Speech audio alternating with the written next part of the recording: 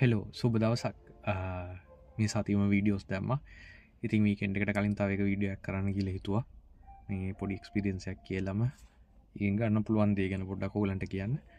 සෝ අපේ ගෙදරට එනවා මාළු කාරයකාරි එයාගේ මාළුවක් කාරයා යා දාලා තිනවා යාගේ බයිසි කළේ ඉමාලු පෙට්ටිය උඩ දාලා තියෙනවා නයට ඉල්ලීමෙන් වලකින්න කියලා නයි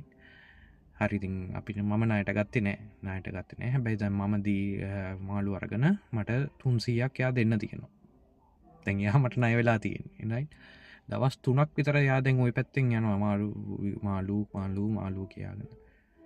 එයාට ඕන්නම් ඒ 300 මට දෙන්න තිබ්බා මට තාම දෙනකන් දීලා නෑ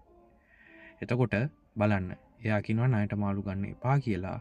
හැබැයි එයා මාළු විකුණලා ඉතුරු සල්ලි ඒ 300 තාම මට දීලා නෑ ඉතින් මම මේකෙන් කියන්න යන ලෙසන් එක තමා ඕන දෙයක් give and take both sides වලට වැඩ කරන්න ඕනේ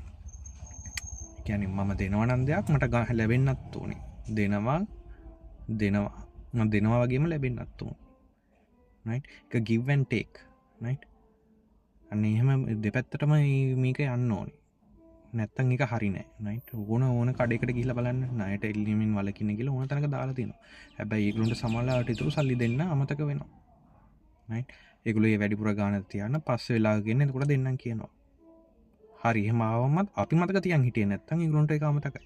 මම මේක හැබැයි මගේ එක්කෙනා කරනවා මම ඒක ලියලා තියාගෙන ඉන්නේ අපුලාවට හම්බුලා මේක ඉල්ල ගන්නවා හැබැයි එයාට යුතුයකමක් තියෙනවා මම මාළු ගත්ත හැමදාම මාළු ගන්න සර්ගෙට පුළුවන් සර්ට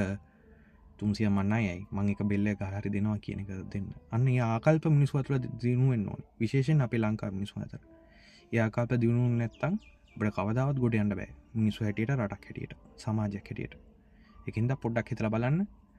අදට සමු ගන්නවා ඔක්කොටම සුබ දවසක් සුබ සතියන්තයක් ආයෙත් හම්බෙමු මේ වගේම වීඩියෝ කින් ඉස්සරහට